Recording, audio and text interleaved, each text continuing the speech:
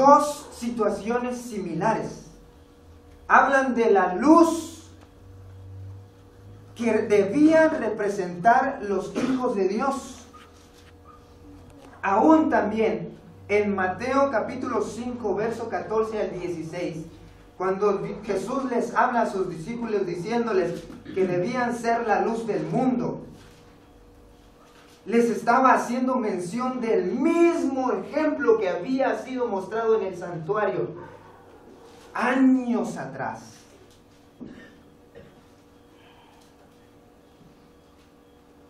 Y hablando ahora sí del libro de Salmos 119, 105, Dios mismo por medio del salmista escribe: lámpara es a mis pies tu palabra y lumbrera a mi camino. Tanto la escritura que tenían hasta ese entonces, que eran los 10 mandamientos, las leyes que Dios había dado en el monte Sinaí, eran una luz, como también ellos debían ser una luz. La luz de las leyes, la luz de las promesas, la luz del Antiguo Testamento debía ser una luz para ellos, y esa misma luz debía hacer en ellos producir también iluminación a las naciones, es decir, enseñarles quién era Dios. Sin embargo, el pueblo de Israel no lo entendió, y tampoco lo entendió el mismo pueblo que estuvo viendo a Jesús en la tierra. Y Jesús en muchas ocasiones se refirió a sí mismo como la luz del mundo, la luz que ilumina todo camino, todo sendero y toda vida, y da vida. Sin embargo, aquellos, como dice la Escritura, que se suponía lo debían recibir, no lo recibieron. Dice Juan capítulo 1, verso 12, si no mal recuerdo. No le recibieron. Pero a todos los que le recibieron, les dio derecho a ser llamados hijos de Dios. Un pueblo había sido escogido para ser hijos de Dios, pero al darse cuenta que esos hijos de Dios no actuaban como verdaderos hijos, iluminando a todos los demás para alcanzar a todas las naciones, entonces tomó esa luz y él mismo la esparció. Es por eso que mucha gente conoce quién es Jesús. En todo lo ancho y largo del planeta Tierra saben quién es Dios, quién es Jesús. La historia lo enmarca. 535 antes de Cristo o después de Cristo. La historia lo marca. Dios mismo envió a su Hijo para manifestar la luz al mundo. Tal como lo dice Juan capítulo 1, verso 14. Y vimos su gloria, gloria como la del unigénito del Padre, lleno de gracia y de verdad. Toda la introducción del capítulo 1 de Juan ilustra muchos conceptos encerrados y enfrascados en el santuario. La manifestación de Dios entrando a este mundo, queriendo habitar en medio de su pueblo, en medio de sus hijos. Aún antes del principio de la creación, ese fue su deseo. Y luego mostrarse Él mismo como el pan de vida, el alimento que da a anchas, a toda ancha. No como aquellas personas políticas que ofrecen, pero solamente ofrecen para después no dar. Dios no es así. Dios da, y cuando da, aunque muchas veces parece flaquear esas bendiciones, nunca dejarán de fluir. Ahora bien, para ilustrar un poco el significado del candelabro, el candelabro de oro, lo vamos a hacer por medio de una de las historias más trascendentes en la vida de una mujer. Vamos a buscar el libro de Juan capítulo 4. El libro de Juan capítulo 4.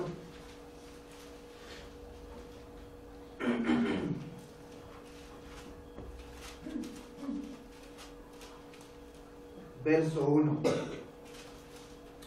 Por medio de esta historia hemos de comprender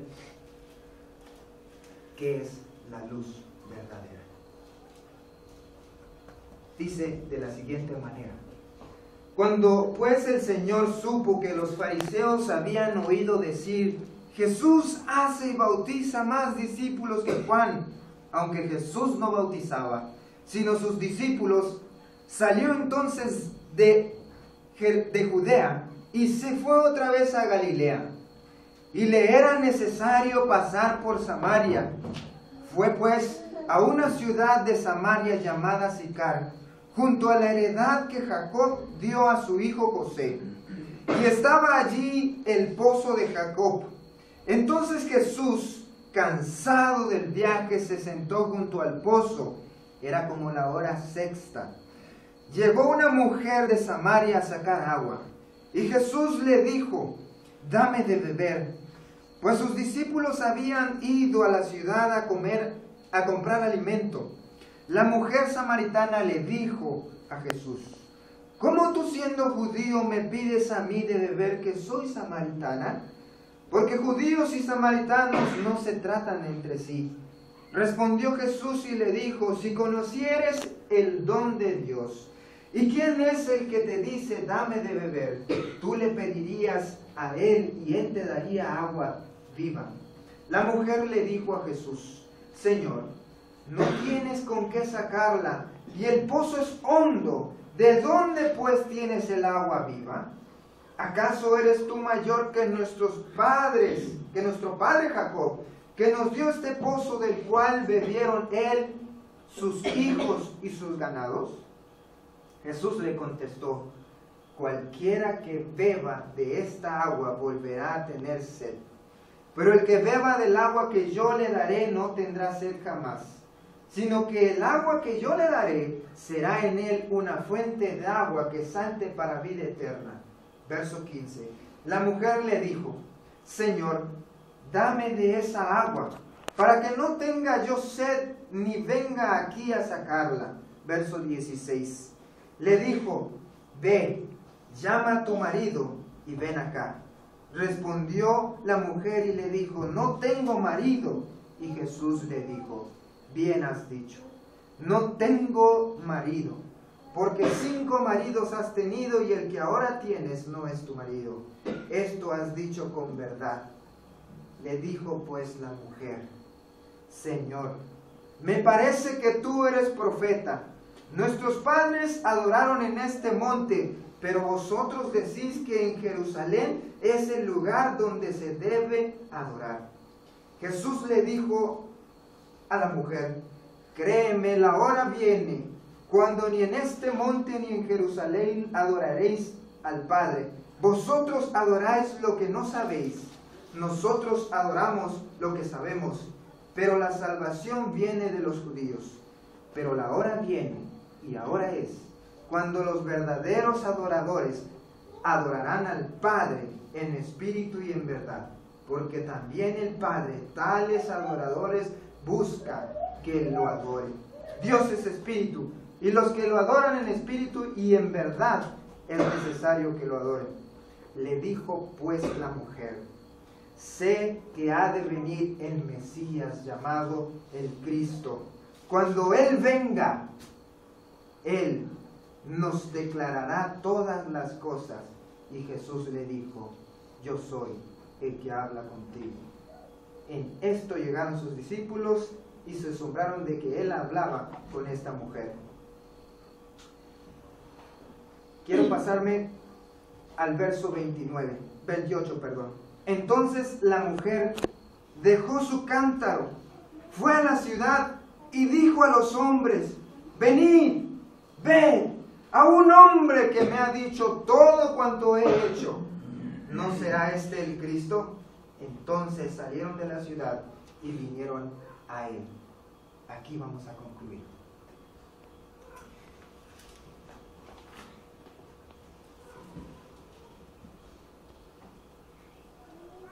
La luz vino al mundo. Ya quedamos claros con eso, con lo que Jesús dijo de sí mismo y lo que dice muy claramente el libro de Juan capítulo 1 en adelante. Y le era necesario pasar por Samaria. Le era necesario pasar por Samaria. ¿Cuál era la razón de él de pasar por Samaria? ¿Por qué tenía que pasar por ahí? Bueno, déjenme decirles que el pueblo de Israel, tal como ya lo mencionamos en Isaías 49:6, que no habían actuado como la luz de las naciones, en lugar de haber actuado como la luz de las naciones, en aquel tiempo habían formado barreras que no permitían que esa luz que Dios les había encomendado se extendiera a las naciones. Una de esas naciones a las cuales los israelitas no le permitían disfrutar de las bendiciones de Dios, de la luz verdadera, era la ciudad de Samaria. Años antes, el ejército asirio había llegado y había tomado la ciudad de Samaria y se había llevado cautivo a ese pueblo, aparte del pueblo de Israel. Y al llevárselo, mucha gente que quedó en esa ciudad, la mayoría mujeres y niños, no teniendo sustento más que sus propias casas, se quedaron allí. Pero los que vinieron a tomarlos no se quedaron ahí, enviaron habitantes de su ciudad y de otros pueblos para habitar la ciudad de Samaria. Y entonces se hizo una mezcla entre razas, cosa que Dios había delimitado, como ya mencionamos también en anteriores mensajes, hace 2 días. No le era permitido juntarse en yugo desigual con los infieles. Ellos eran un pueblo especial, tenían sí una misión especial de extender el mensaje a las naciones, pero si no aceptaban a Dios, si no eran parte de Dios, entonces ellos no podían juntarse en yugo desigual con los infieles. Infieles, aquellos que no aceptaban y rechazaban rotundamente a Dios. Entonces, al mezclarse el grupo de Israel, el pueblo de Israel que vivía en Samaria, aquel grupo de mujeres y niños que se mezclaron con estas razas, después de años de cautiverio regresaron. Y al regresar se encontraron que en Samaria ya no había la misma cultura ni el mismo color, y notaron que algunos eran de ojos rasgaditos, otros morenitos, otros de cabello chino, diferentes. Y entonces se percataron de que estos se habían mezclado, y desde ese momento hicieron separación entre ellos y los samaritanos. Por eso yo les pregunto, ¿por qué le era necesario pasar a Jesús por Samaria, sabiendo el problema étnico que existía? Mis queridos hermanos, es porque la luz vence las tinieblas, rompe barreras y brinca obstáculos. Jesús sabía que tenía que llegar a Samaria y cumplir el objetivo primordial que había manifestado en el santuario y que le había manifestado al pueblo de Israel, que debía ser una luz para todas las naciones. Y fue a Samaria. Y allí él se encontró con una mujer que lo había perdido todo, que necesitaba recuperar su dignidad, que necesitaba encontrar un nuevo sentido para su vida, un nuevo propósito por el cual vivir. Pero antes de manifestarse Jesús como la luz verdadera, tenía que llenar el vacío de esa mujer. Jesús caminó hacia Samaria. En lugar de darle la vuelta y llegar directamente a Galilea, se quedó en Samaria. Y entonces contempló a la orilla del pozo de Jacob, sentado ahí, a la mujer que él esperaba encontrar a esa hora precisamente, la sexta hora. Una hora en la cual podemos decir que era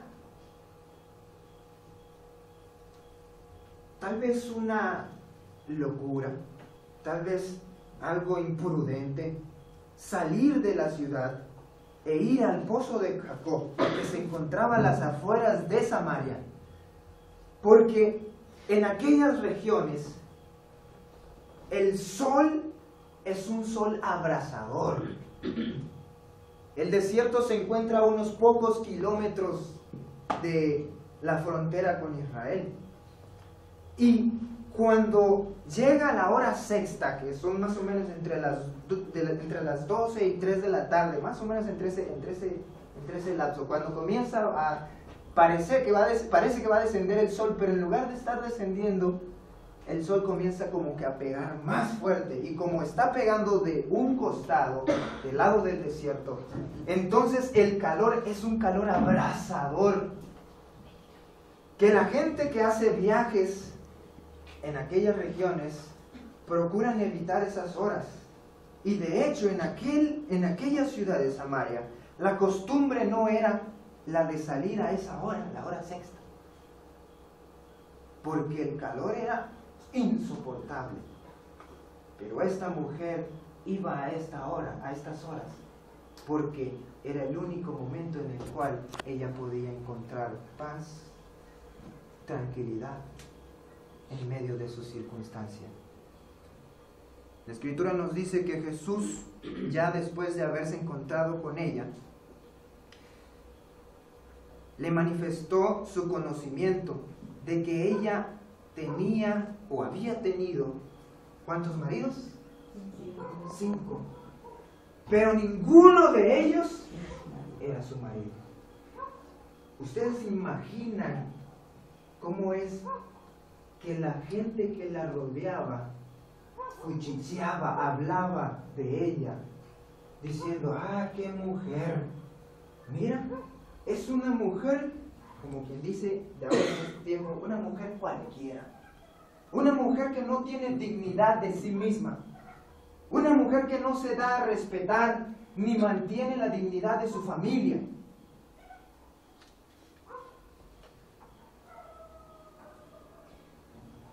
Y esta mujer, sabiendo su situación, prefería ir a estas horas a buscar el agua. Pero ella deseaba encontrar la solución a su problema. Y Jesús se la dio. La charla es interesante. ¿Cómo es que Jesús inicia hablando con esta mujer? En lugar de decirle: hola, ¿cómo estás? Muy buenas tardes, soy de Jerusalén y voy para Galilea, estoy saliendo de Judea, ando predicando. En lugar de hacer eso, Jesús le dice: dame de beber. Pareciera que Jesús actúa drásticamente, pero el propósito de Jesús es llamar su atención. Y le dice: mujer, dame de beber. Y en ese momento la mujer se voltea y ve a aquel judío, a ese israelita, quien antes y comúnmente por el problema étnico que existía, lo rechazaba. Se extraña y lo mira y le dice: bueno, ¿y tú qué no sabes que tú eres judío y yo samaritana? ¿No sabes acaso que los judíos y los samaritanos no se llevan entre sí? Y Jesús le dijo: sí, es cierto. Pero si conocieras el don de Dios, le dice, ¿y quién es el que te está pidiendo dame de beber? Tú me pedirías agua. Y yo no solamente te daría agua, sino te daría vida. La mujer no entendió. Ay, pero es que este judío no entiende el concepto que hay, el problema. Pero algo sí tiene sentido. El que me dé agua y ya no vuelva a tener sed, eso sí me interesa, porque así no tendré que salir de mi casa a estas horas, evitando el cuchicheo de la gente, aquella que me critica. Y le dijo, bueno, si tienes de esa agua, deberías darme, aunque realmente no veo con qué sacarla. ¿Con qué la vas a sacar? No traes nada. Y Jesús nuevamente le explica el concepto del agua de vida. Esta agua que yo te doy, te provee a ti de una bendición excepcional. No es agua que se bebe común y corriente. Es el agua de vida. Y la mujer se comenzó a interesar en lo que estaba diciendo. Y le dice, bueno, hablando nuevamente del problema étnico, como que le dio la vuelta. Bueno, dice, entonces dime, ¿qué es correcto? ¿Adorar aquí, en este monte, que nuestros padres nos dieron, o adorar allá en Jerusalén? Porque los judíos, ustedes dicen que es mejor adorar en Jerusalén, pero no nos permiten ir allá porque nosotros somos rechazados. Así que adoramos en este monte. Y ustedes dicen que no es un lugar para adorar. Y Jesús le dijo, entiende, mujer. Si quieres saber del por qué, la hora viene en que ni en este monte ni en aquel, allá en Jerusalén, se ha de adorar a Dios. Porque habrá un completo desastre. Y esto estaba hablando de la conquista de Jerusalén y de la destrucción del templo de Jerusalén.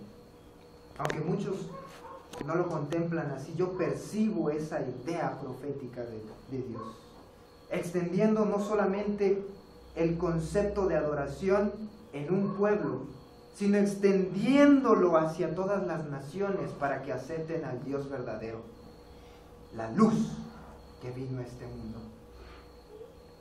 Y entonces la mujer se dio cuenta de que esto tenía mucha importancia, mucho interés. Y entonces le dijo Jesús, bueno, si quieres saber más, ve y llama a tu marido. Y dijo la mujer, no tengo marido, Señor. Bien has dicho. Y yo me imagino a la mujer sorprendida. ¿Cómo que bien he dicho? Porque 5 maridos has tenido. ¿Y cómo sabe? Y al que ahora tienes no es tu marido. Señor, yo creí que iba a encontrar paz. Y entonces la mujer se dio cuenta que con quien hablaba no era un hombre común y corriente. Y entonces le dijo, oh Señor, sé muy bien que muy pronto vendrá el Mesías. Y cuando Él venga, aclarará todos los misterios y problemas que existen en medio de este mundo. Pero Él todavía va a venir. Y Jesús en ese momento se presentó como la luz del mundo, la luz de la vida. Mujer, yo soy. En ese momento comprendió que ella tenía esperanza. Y aceptando la palabra de Jesús, aceptando llenar su vida del agua de vida y también recibiendo la luz del mundo, a Jesús mismo presente aquí en la tierra, no una promesa, una realidad. Entonces corrió a su ciudad e hizo lo que los israelitas no hicieron, lo que el pueblo de Israel no hizo y que se guardó para sí. Llevó la luz que había descubierto a su pueblo. Y cuando llegó ante su nación, le dijo a cada una de las personas, vengan aquí, he encontrado un hombre que me ha dicho todo lo que he hecho. sin vergüenza y sin vacilación, porque su vida había sido restaurada e iluminada. La mujer trajo a muchos samaritanos ante la presencia de Dios.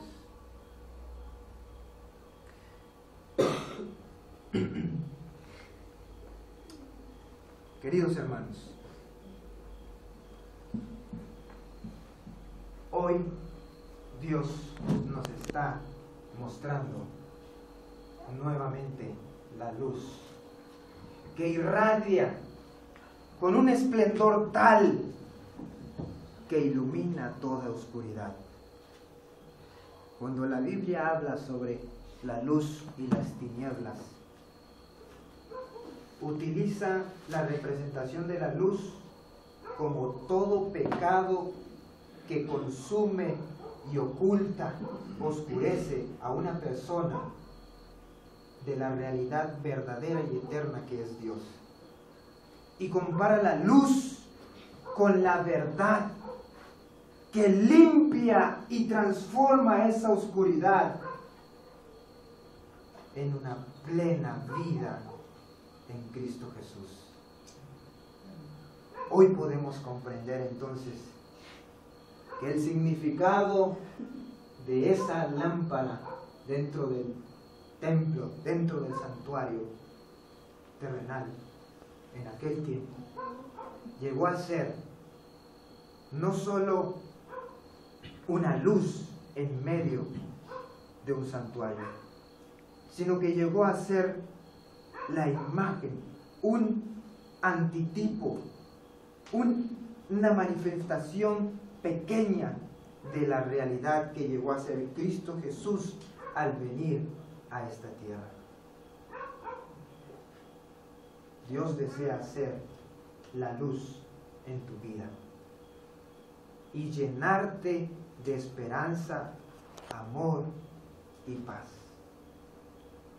Hoy es el momento de que tú entiendas de que necesitas presentarte tal como estás. Dios conoce tu corazón.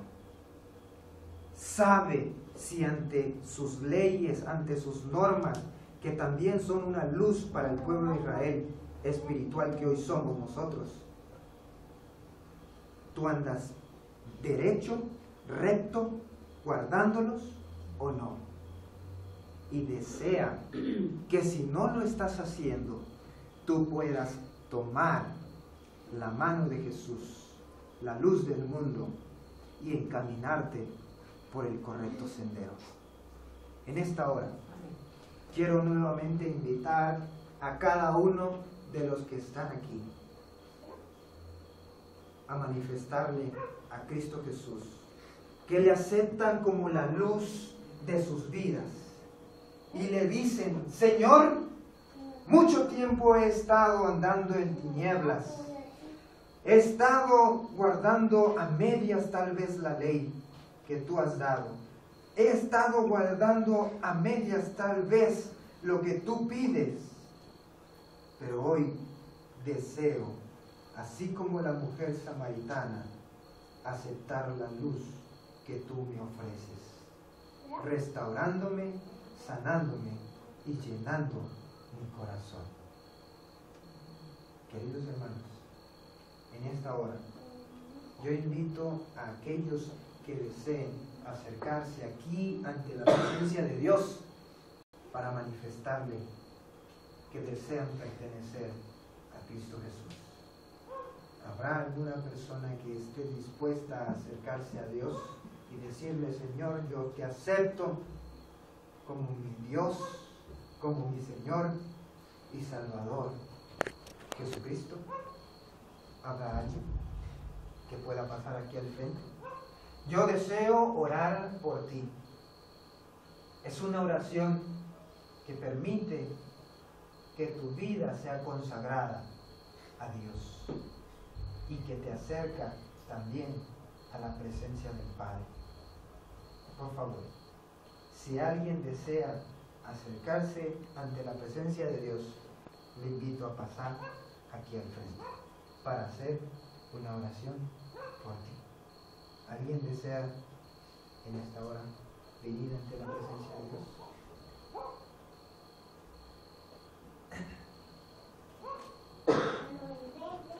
Dios le bendiga. Dios le bendiga. Sea bienvenida aquí al frente. ¿Hay alguien más que desee estar a cuentas con Dios y disfrutar de los planes que Él tiene para ti y gozar de una mejor vida, una mejor salud, una esperanza, una paz, una seguridad de que Dios reina por los siglos de los siglos? ¿Hay alguien más? Vamos a esperar a una persona más para hacer la oración final. ¿Alguien más desea pasar? ¿Alguien más? ¿Quieres pasar? ¿Sí? Jesús un día dijo: dejen que los niños vengan a mí y no se los impidáis, porque de los tales es el reino de los cielos. Yo ya hice un compromiso con esta pequeña. Le dije que todos los días de culto debía venir con su mamá y con sus otros hermanitos. Ella es su abuela, pero yo le dije: la que te cuida en este momento es tu madre. Y aunque sea tu abuelita, es tu mamá. Y debes ayudarle a seguir adelante en su vida. Porque tú eres de Jesús. Y tú ya tienes un peldaño más elevado que el que nosotros tenemos. Porque Jesús lo dijo: de los tales es el reino de los cielos. A nosotros nos toca subir el peldaño, pero a ellos ya les es otorgado. ¿Quién quisiera ser como niño para llegar al reino de los cielos de forma más rápida? Le invito a colocarse de pie. ¿Alguien más?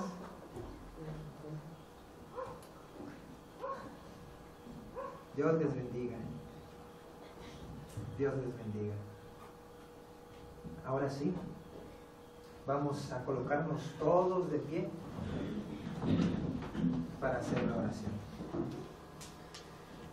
Querido Padre que estás en los cielos en esta hora, agradecemos el privilegio que nos has dado de presentarnos delante de ti. Porque hoy hemos comprendido, Señor, que tú deseas ser la luz de nuestra vida, que nos ayude a encaminarnos por el sendero divino de la vida eterna. Sabemos muy bien, Señor, que deseas vivir en nuestro corazón y deseas constantemente ser nuestro pan de vida, para nunca alejarnos de ti.